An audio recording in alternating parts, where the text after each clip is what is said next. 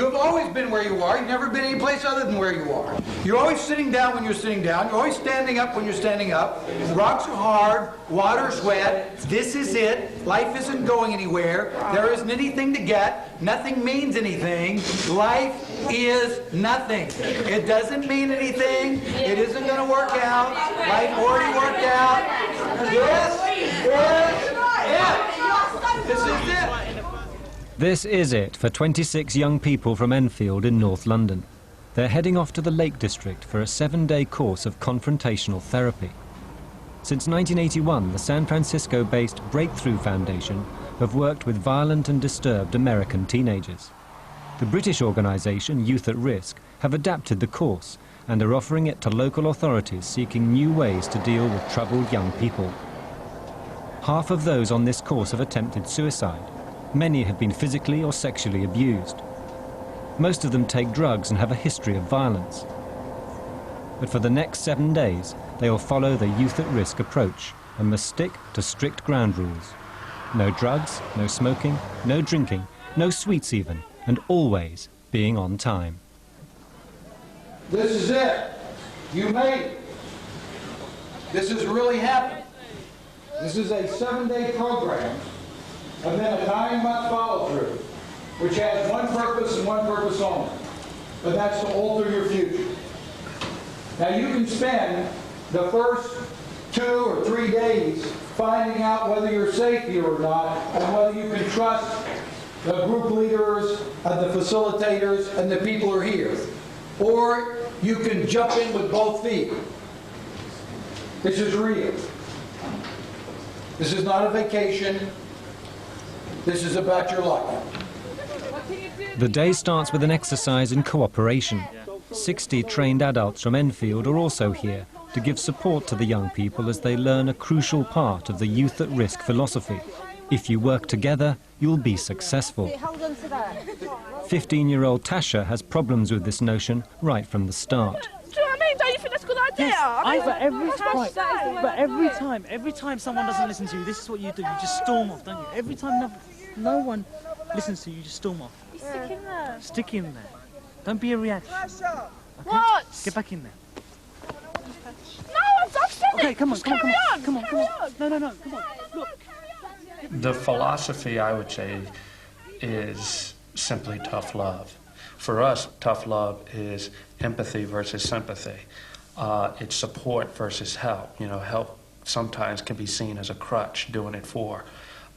We don't interact with anyone, and particularly the youth, like they're unable. We interact with them like they're able. We interact with them like adults versus children. This is the same team that's just done the wall. No one else has done the wall. All that's happened is you've fallen apart because you're not listening to each other. No, because I'm supposed to be some stupid bird, isn't I? No, Who said that? No one said that. Who said that? No one said that, but that's what you're saying. Yeah, I'm tiny. Yeah, just push on it really hard. That's it. Now all you have to do is get on your... Now, if you've got, right, if you push that crate back over there, right, now pull it back over, pull it. Yes, Mum. Right, now what I was trying to explain, if I was to get the crate and the plank and pull it down and put the plank on it and go to the other side, he could bring the plank and the wood back and someone like be repeating.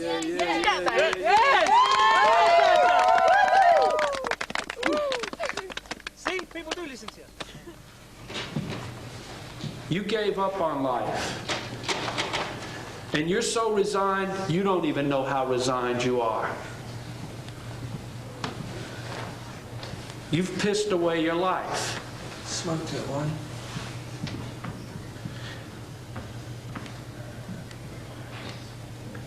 See, because someone hurt you, someone let you down, someone did something bad to you, someone abused you, someone hurt your feelings, you don't care anymore. You don't care about your education. You don't care about your future. You don't care about mom or dad. You don't care if you fight and argue with anyone. You're reckless. You're stupid with your life, and you don't care. And you don't care that you don't care. What the course is about is not changing them dramatically. You know, they've been who they've been all of their life, basically. So if we could just alter the direction 1 degree, where we're looking at is 5 years from now, that they don't end up in jail, that they don't end up on the dole, that they don't end up dead, that they don't end up strung out on drugs, that they don't commit suicide. The most frequently broken ground rule is the no smoking one. Caught red-handed, Tasha and Ozzy must follow the standard apology procedure. Who do I have to apologise to? Who do you think you have to apologise to? The other smokers that haven't smoked. Yeah, and the whole group. And do the consequences. So you will do your consequence. You'll be given a consequence and you will do it. Don't know. I ain't washing up, I ain't running a mile. You will do whatever consequence we give you. Depends. No, doesn't depend. You will do the consequence that we give you. No. I feel so. So, Tasha, part of cleaning up the mess is doing the consequence. Well, I said I'm not washing up and I'm not running a mile. Do anything else I said. Yeah. So here, we decide what consequences we give you. You're either going to give us your word and then look to see what it's going to take once you give your word, or you're really in the wrong place. Now, that's not a threat. See, because we don't want you to go, but it's going to take something different from you. So one is, do we have your word? I don't want to give you my word because I don't know if I can keep it. Yes, I got that. Well, can I do this? Can I maybe give you my word tomorrow so I can think about it today? No. I can't do that. No. You see, you got on the bus already, and I told you don't even get on the bus if you're not giving us your word. So this waiting till tomorrow stuff, I don't have time for that, and you don't have time for that. There's two real purposes to the ground rules. One is the kind of practical things, like we do want them to experience their emotions. And then there's also just the fact of using ground rules as a training tool for them to see that they are able to be responsible for their actions. You said you wanted to be here, right? You said you were not going to smoke. You said you weren't going to leave the site. So you can't keep your word to yourself. Cut the games out. Stop playing games with us. Because who's going to lose is you. Question is, are you willing to handle it so people in here can trust you? So that you can trust yourself. You knew that you weren't supposed to have the cigarettes. You left site. Then you lied again. So what I want to know is, in your participation in this course, what's different now than 15 minutes ago? But would have us now think that you are telling us the truth and that we can count on it. If I were leading a course in the United States, right now I'd tell you you're full of shit. You know? Because that's how you're relating to us. I want to know, like no kidding, your life's at stake, right? Where are you headed 6 years from now if the railroad track doesn't alter? Where are you headed? In a lot of trouble. In a lot of trouble. What can we count on you for like no shit? I ain't counting now. I can count on you now. Yeah. How do I know that I can count on you now? Take your word for it. I got to take your word for it, right? Yeah, and what has your word been up till now? Shit, right? So you're telling me I can count on you from this point on that you're going to follow all the ground rules. You and I, or you and Gabriella, or you and Ron, or you and whoever, your group leaders, we're not going to have this conversation with you no more. And we have your word on that. Nigel, no matter where you run, you're not going to get away from this. This is what you came here to do. You can't run from this one, Nigel. Nigel, you can't run from this. It's eating you up on the inside. For some on the course, this is all too much, and they often try to leave. If they're considered a danger to themselves or others, they'll be restrained.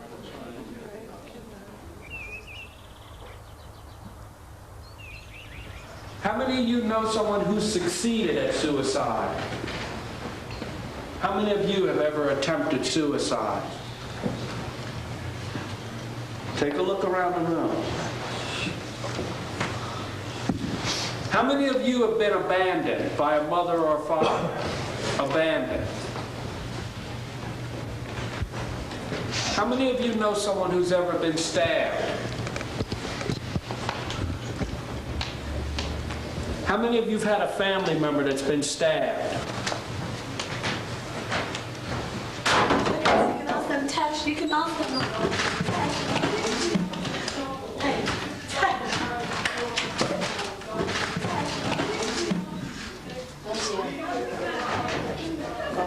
How many of you here have an overdose? I've got an attitude problem. She's got an attitude problem.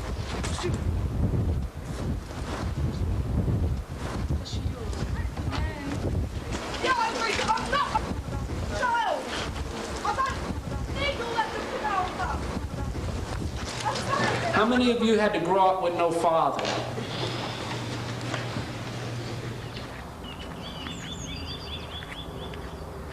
Very rarely have young people had the two components that we give them, which is absolute boundaries and absolute love.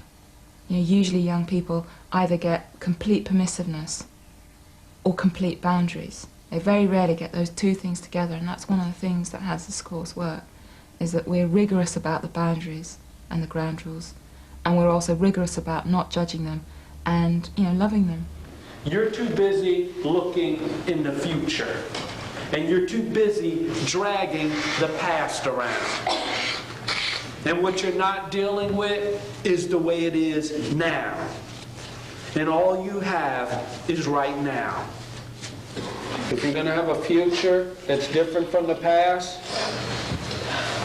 you're going to have to get a lot of stuff off your chest. Get it up, get it out. This is the time. What happened? What are you living with? What's the hurt? Who hurt you? This is what you came here for. You want to share yourself so you get this off your chest. This is a safe place.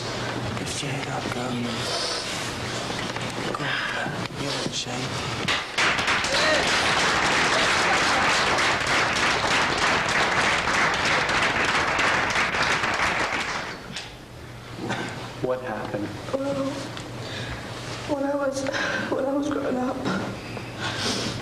when I was about 5, my mother was disabled, and my dad was a businessman, and I had to look after my brothers and my sisters, and I had to always be there for them. I had to cook, clean, and everything by the time I was 8. And when I was 8, 9. Tasha went on to reveal that she'd had an unhappy and at times traumatic childhood.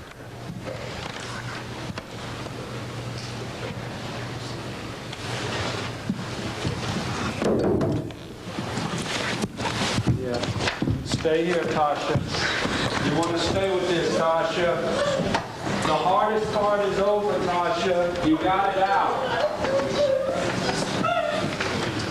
Yeah, he did that to you. And that's what you've been living with. Thanks for starting. Thanks for having the courage to just say that much. And we're going to come back to you, or we can finish the conversation right now.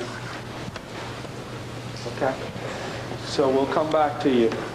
Let's acknowledge that. It's beginning. The sharing's begun. And some of you people are going to be sensitive, like they're thinking about some things that have happened in their own life. You want to go to bed thinking about, what am I living with? What am I having to live with? Because tomorrow we're going to spend a large part of tomorrow talking about that.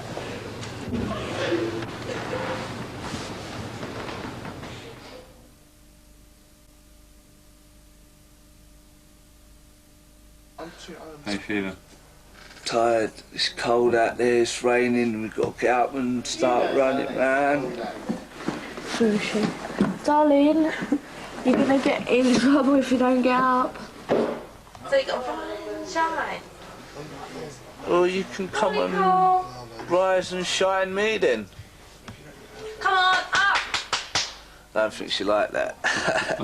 Seriously, Tash, you need to get up. The whole course is just for you to learn what you do in your life. And this is an opportunity. Are you going to give up on yourself or are you not? It's 8 o'clock in the morning, and everyone except Tasha is on their way to daily exercises. Just think about it, Tasha. If you keep doing this every morning, what the hell is your life going to be like if you stay in bed every day? 65 side jumps. Here we come. 1, 2, 3, go. 1, 2, 3, 4, 7, 40, 50. Stop! Oh, no! Who is it? Who did it? Oh. 1, 2, 3, 4, 40, 50, 60, 70. Oh my gosh.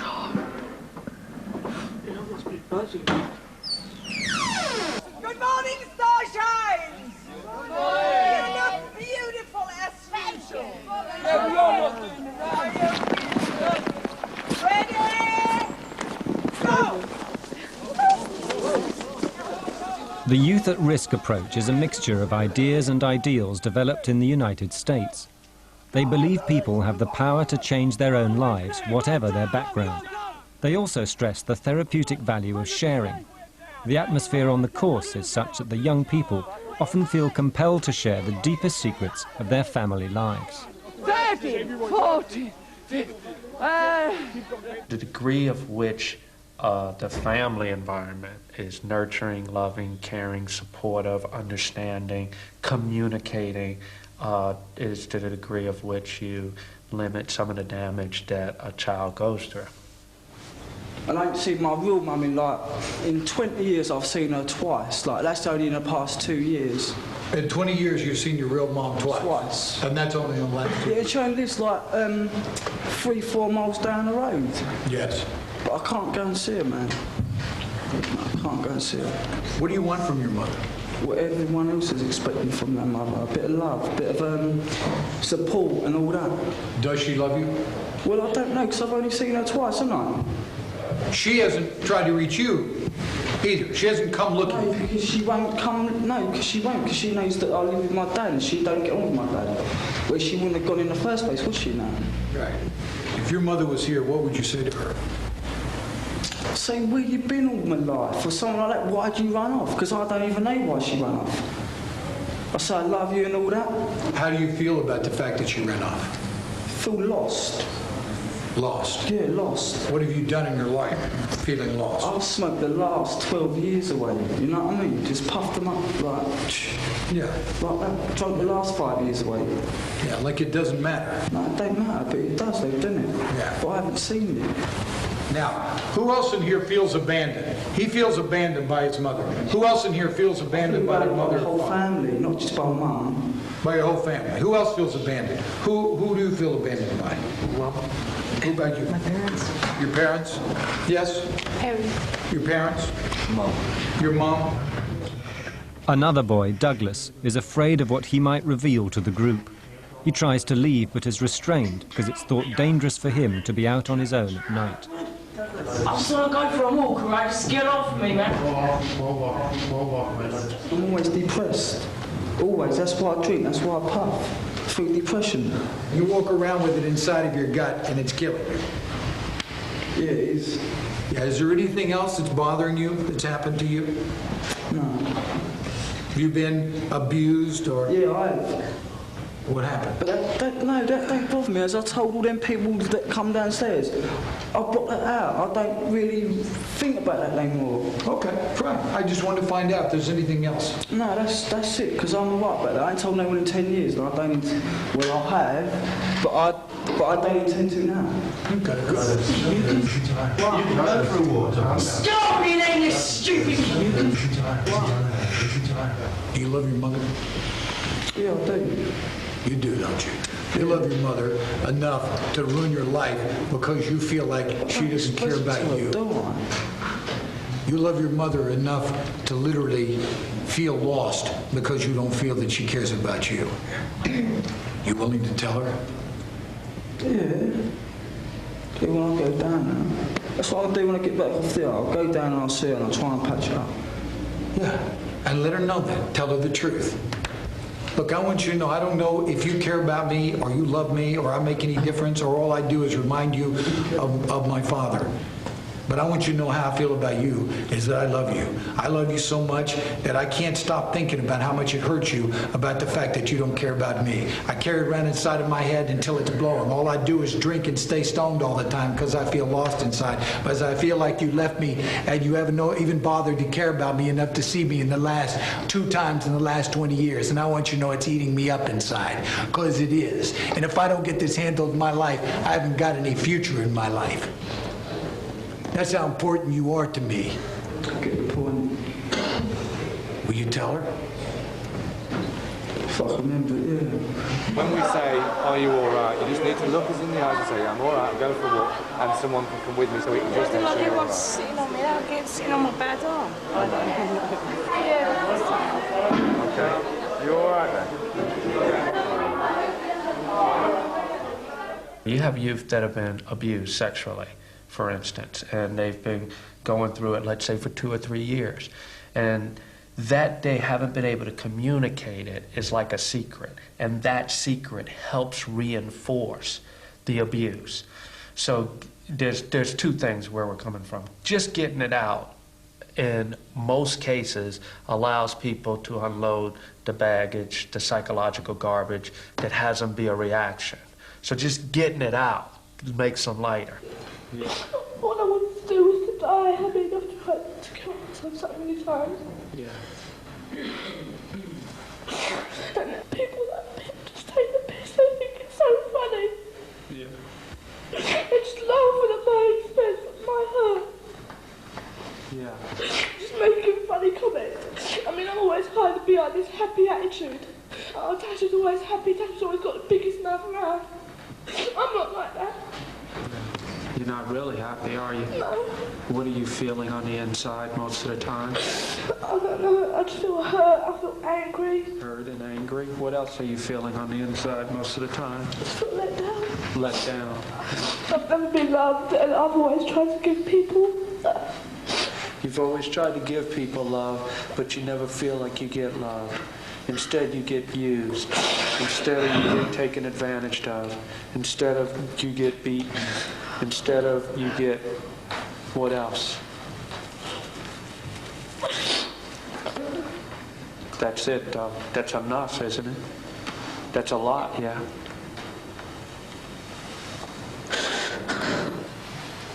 And that's what you've been having to live with. It's just always putting on this false act, this false front. Yeah. This false act, this false self. We're going to talk about that later on in the course. You did it. And you stood.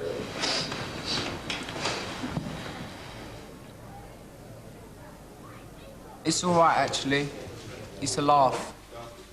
I'm really enjoying myself, but it's a very emotional course, and I cried. I've cried every night, I think, so far since I've been here. But it's really good, and I'm enjoying myself. This is how simple this exercise is. I'm going to even put the instructions on the board. So you go over to the board, and you write very bigly, stand up. British course leader Gabriella is being coached for tomorrow's ropes course. Those on it have to understand it's sometimes in their interest to do as they're told.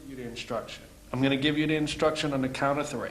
1, 2, 3. Stand up, and you're up. What's at stake today is your life. Okay? So you start putting in the edge.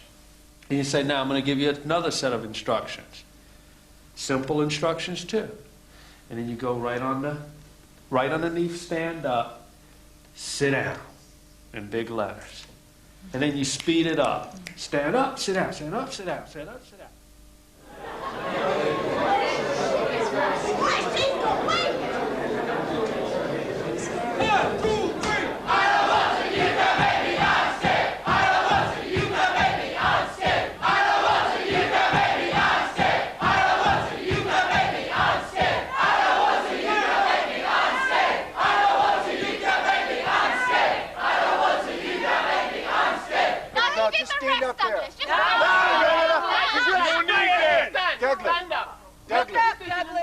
Douglas, look straight ahead. You don't need down, it. look straight You ahead. don't Go, need it. look at the tree. You have the power inside. You don't need it. Just do it. You know you do. Just stand up there. You got it. Douglas, it's just fear. That's it. You It's can do okay. it, Douglas. It's just fear. Keep moving through the fear. It's about going one more step. Step up, Douglas. Look up, Douglas, and just Come on, you can do it, Douglas. That's it. Yes.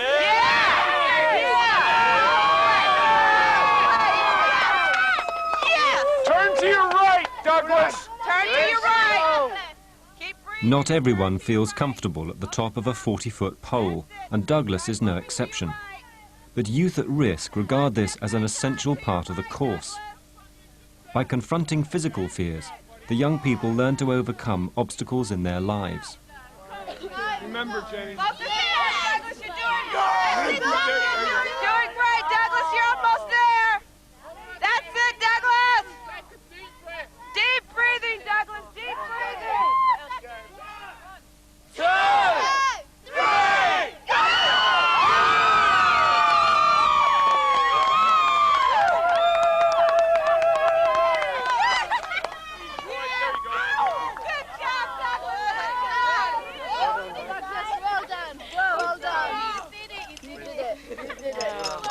I went to the secretary's office and I picked up a big knife and I ran down the hallway with it. And I said, yeah, come on then, you want with me? Come with me. And I stabbed him up. I walked up to him and it just happened, man. I was just dived on top of him and the knife just went into him, right? But after that, everywhere that I went in that area, everyone said to me, yeah, safe, man. No one gave me dirty looks. No one said jack shit to me. Everyone said to me, respect, man, for doing that, man. You stood up for yourself. Nice one. And since that day, I earned my respect through that.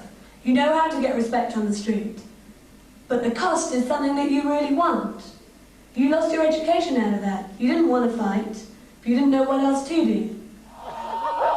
Nigel. Nigel.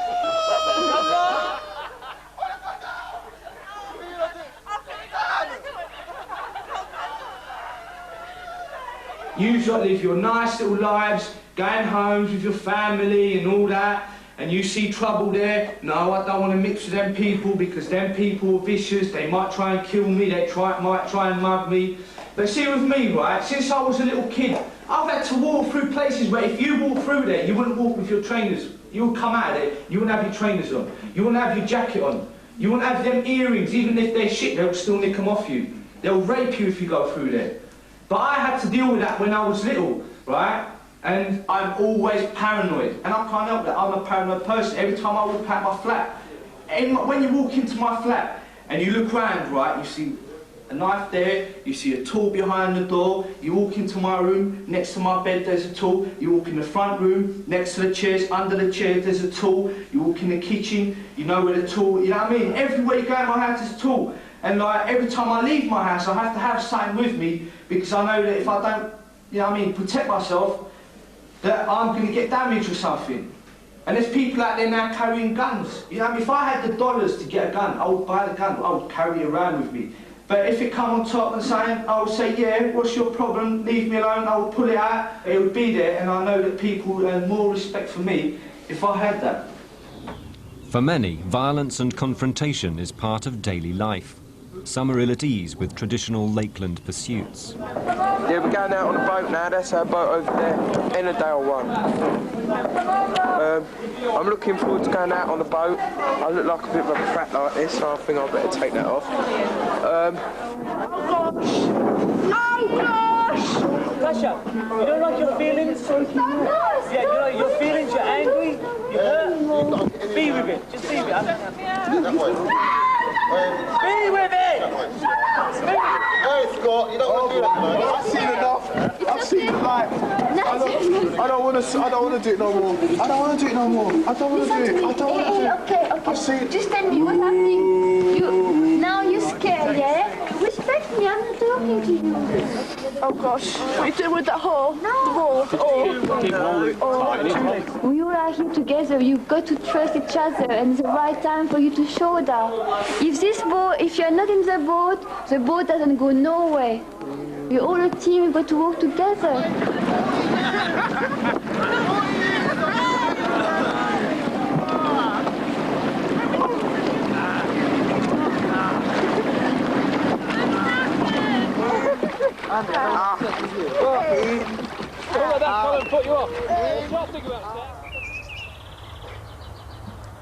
I've come here to sort out my family problems, all that.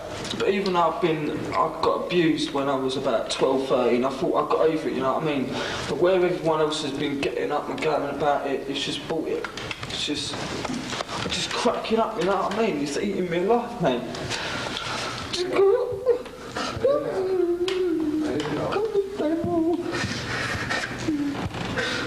About 10 years, man, and they told us so, you know what I mean? And my family, and my friends, they what, man? It's killing me. It's just freaking me out, man. If I can live it, you know what I mean? If I was getting up and that, like, saying that little bits and pieces, it's freaking me out. It's just killing me, man. I can't stand it no more. I can't handle it. Killing me inside, from my inside out, you know. I mean, it's just killing me, man. Yeah, kill it. It's just eating you up inside. It's just killing me. Yes. What is it, Mark, that bothers you? What is it? What's the picture in your mind? What do you keep thinking about? I'm lonely, man. I got no one out there, you know what I mean? No one. My family don't understand me.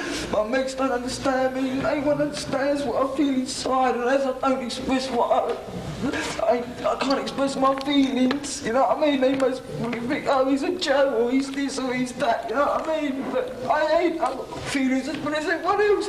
I just don't know how to express them as well as everyone else, man. And this thing just cut me up, man. It's freaking my head up. Tell me, man. I tell you.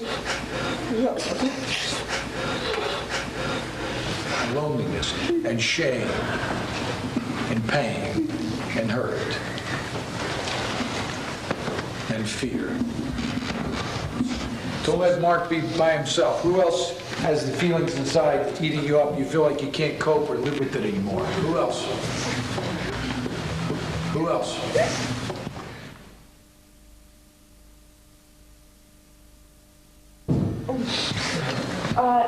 Me and Hayley would like to acknowledge Femi for yesterday. He was speaking about his problem and like his cat died when he was young, and several people in the room laughed, and that is very insensitive, and I don't know how you lot can laugh at something like that. It's obviously very important to Femi, and like he loved his cat. He grew up with his cat, and his cat died. And I just think you lot should appreciate the hurt that he's feeling, or he felt when he was going through that. Okay. And I'd like to acknowledge him. Thank you.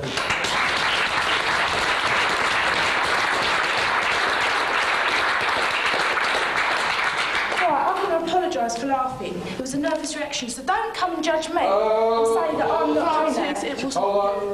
Hold on, this is very good. No, that's what you're insinuating. I'm insensitive, etc. Did I say your name? You said several people. Did I say? You said those people have they laugh. Well, I did laugh, and I'm sorry. I didn't mean it as in I don't care or I think that did I say your name? Don't get in my face because you're going to wind me up. Did I say your name? You said several people. I was one of those people. Yes. Francis, it's very important what you're saying. They became something in order to survive. And there's a payoff and there's a cost to who they've become.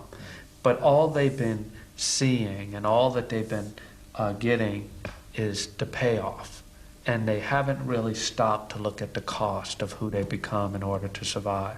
So they're going to take a serious look in the mirror at who they became and what's the cost. You don't do anything unless you think it's gonna get you what you want. And you don't care if what you do hurts others if you think it's gonna get you what you want. You don't care if you hurt yourself if you think it's gonna get you what you want. And what you became in your life is a racketeer. of manipulating, conning, intimidating, provoking, teasing, tricking, conning, coercing, lying, bullying, blaming others, using force in order to get what you want. What you become in your life is a racketeer. We want to know, what's the mask you put together? What's the front? What's the act? What's the racket?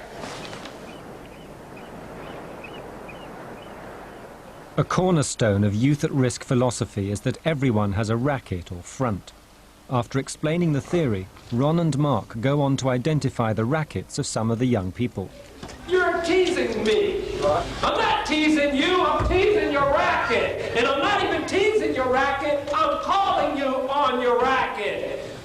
Although it's going to feel like teasing you, because who you identified yourself as is your racket. You think that's who you are. Oh my God. Yeah. What is his drug of choice? Yeah, what's your drug of choice? Weed guy or druggie? Somebody do the druggie act. What does druggies do? You go high and then you go high. There you go, Leonard. Yeah, here we go. Yeah.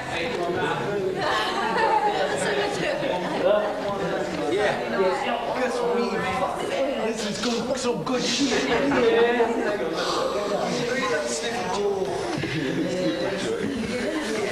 Hey, don't do the whole man. Don't do the whole. Come on, man. Damn. Shit. I got the munchies. You got some shit to eat around here? Who's the joking at? Who's the joking at? Who's the joking at? You? You. Now see, watch. Here's why yours is still the joker. Because we can stop being it. And you can't. The joke's on you. Yeah. It's a sad joke. It's a sad joke. Because see, while we're acting, we could stop it. You're acting and you actually think you're the actor. You've become the person you've been acting. And you don't know how to stop it. And you've told yourself 1,000 times you want to stop. And you don't know how. So the sad truth is the joke's on you. Now once you get all inside of an act, it takes over your life. You trade your life for your act. Ozzy's identified as having two rackets. First, he's told he's a liar. And the second? You play dumb. Not dumb like intellect dumb, but dumb like you don't know anything. I don't know. I don't know. And people have to kind of like trap you into something till you get to, oh yeah, well, okay, that's a lie, but I'm still not a liar. You're a smart guy, we know that. All we're saying is that you play dumb, not that you are. You play dumb. Can you see that? Ozzy. Can you? Ozzy, listen. Can you see that? You can't see that you do that? No, because if he saw it, he'd be smart. Yeah. You lie, and then you lie about lying. See, if you were to say, okay, I admit it, I'm a liar, you got me, then that would be your admitting that you're a liar. Then you would begin to be able to work yourself out of that. But then you wouldn't be a liar anymore if you could tell us that you were a liar, because if he told us he was a liar, that would be telling what? That'd be telling the truth. And so liars do what about being a liar? Lie. They lie about being a liar. Well, what do you expect a liar to do? Oh, Richard, don't start preaching to me. I've had enough of your... God. Oh, wait. Don't win the race. Go and help everyone else. Let someone else win it. You don't know shit. Francis, now stop. Hold on for 1 second. Scott, stop talking. Hey, Francis. He did whatever he did, but it really has nothing to do with him. No, just just gets on my nerves. I've already spoken in my group about him trying to tell me so, Yeah. and they said he's not my coach and he hasn't got my permission, that's why he's bothering me. Right. And like, maybe he's just offering support, so I accepted that, so I let the other one drop. But to tell me I don't care about my life, Right. I wouldn't be here, and who is he to tell me that? Right. He's Scott, nothing, stop nothing. talking. Shut your mouth. Francis. Just shut up. Don't get things happen. Now, come back with me. Stay with you. Now, I'm better than that. Scott. If you keep telling me you're better than me, what, so you're better than me, are you? I said I'm better than that. From what you're Then it's saying. better than that. Stay with you. I'm trying to coach. Just shut up! Francis. How many times do you have to be told? Oh, shut up, so why don't you? Francis, just say what's going on inside you. What are you Just make feeling? extra comments and I have to respond to them. Francis. You don't have to respond. No, you don't, Francis, you don't.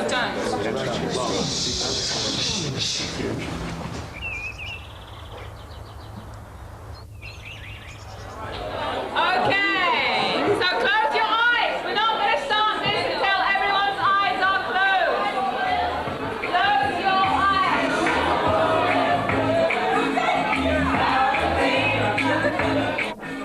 When the Americans have left, the British volunteers will take over.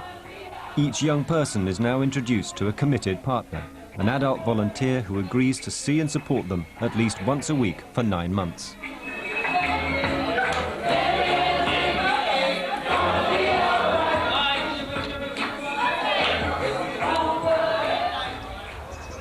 On the last evening, Ron explains the meaning of life. Particle physicists, people who study very, very tiny, tiny microcosms, microscopic parts of the universe, tell us that when you look inside of something, what happens as you get smaller and smaller and smaller, what is that all the way down at the bottom is Nothing. nothing. Nothing at all. Let's go the other direction.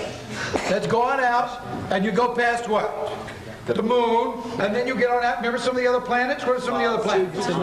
Mars, Saturn, Uranus, Neptune, Pluto. Does anybody know what happens when you get out of your solar system? What's all the way out there for millions and zillions and gazillions of miles is what, Tony? Nothing. Nothing. Nothing whatsoever. Nothing. But you can't prove that, really. They want to brainwash you. They want you to make you think that everything is nice. That all the nice places, nice mountains and the nice walks and all this and all the nice people supporting you and all that. But no, it's not about that. They go back to America. They don't give a shit about us and all this. You know what I mean? So that's what I never see them on the rope courses with us and dealing with things and you know what I mean, mingle with the crowd, man. I said that to Ron. I said to him, listen, why don't you mingle with us? Why don't you come round, like, you know, what's so different about you? The only time I've seen them chatting to the youths is when they're in that hall. They can never come and sit down and say, let me hear about your problem properly, man. I'm not scared of going back to reality. I just wish reality weren't so crude and so shit the way it really is. Yeah.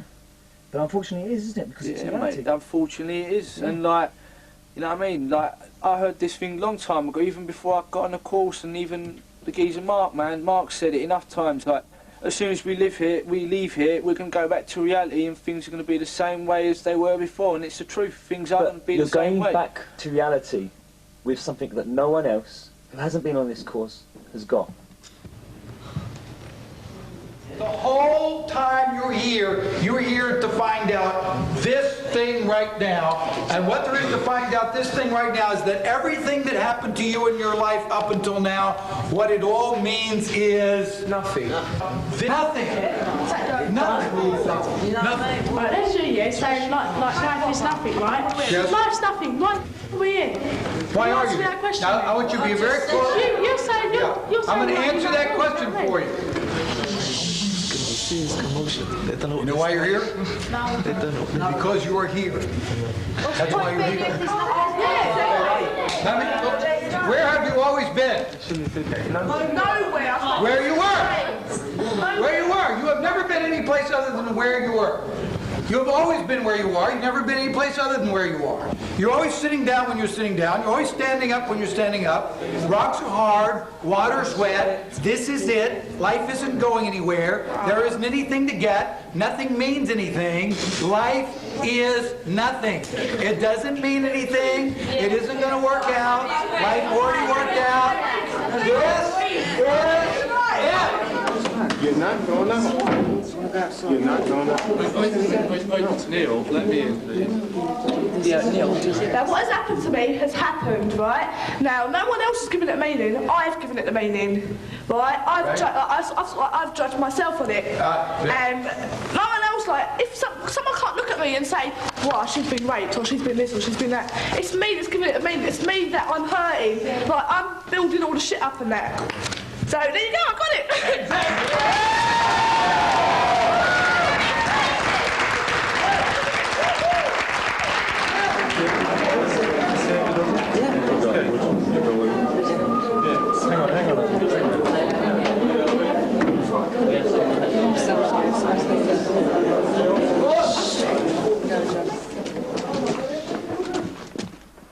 Ozzy makes a run for it, hotly pursued by volunteers. Like many of the young people on the last night, he's upset and confused.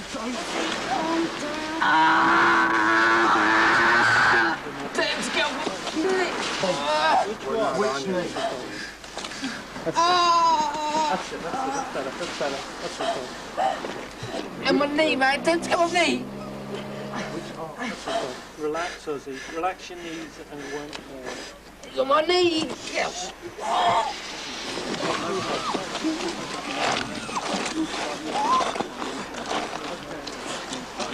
Let's see. Nothing means anything. How can I use that to get what I want? Oh, yes. How can I use that to get some meaning in life? See, you immediately try to make it mean anything. No, it doesn't mean you can break the ground rules. It doesn't mean you can smoke a cigarette. You know what it means? That nothing means anything? It means nothing. No. Ozzy, don't do that. We're not going to let go of you when you do that.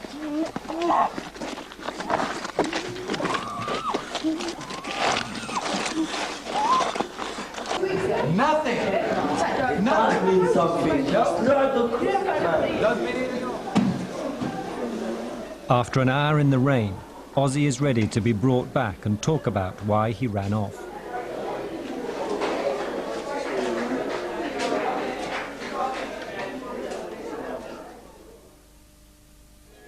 And listen, anybody gets off the ground, hands up, right?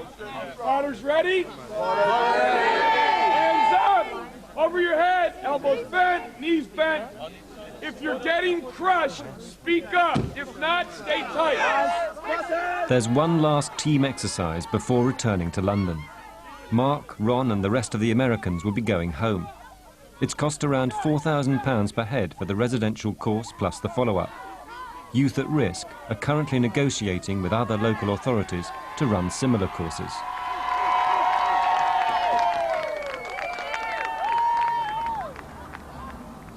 It's back to the estates of Enfield to see if life can really change. Relatives are invited to the welcome home party. I don't know where to start. I've got so much things in me and all that, but before I come on this course, I was thinking it was a joke and all that. No one loved me, no one cared. I didn't care in myself. I didn't have no belief in myself. So what I got out of it, what I stand for is I do believe in myself. I do have respect in myself. People out there do trust me. People out there do care for me. People out there do love me. No parents here, are they here? No, I see no one coming to see me. Yeah, these are my family now. 8 months later, and 10 of the young people have gone back into education. Only 3 have been arrested for minor offences. 8 have got jobs.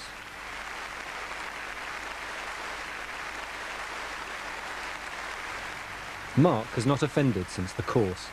He's tackling his drink problem and has enrolled for A-levels. Lewis is in a young offenders prison for offences committed before attending the Youth at Risk programme.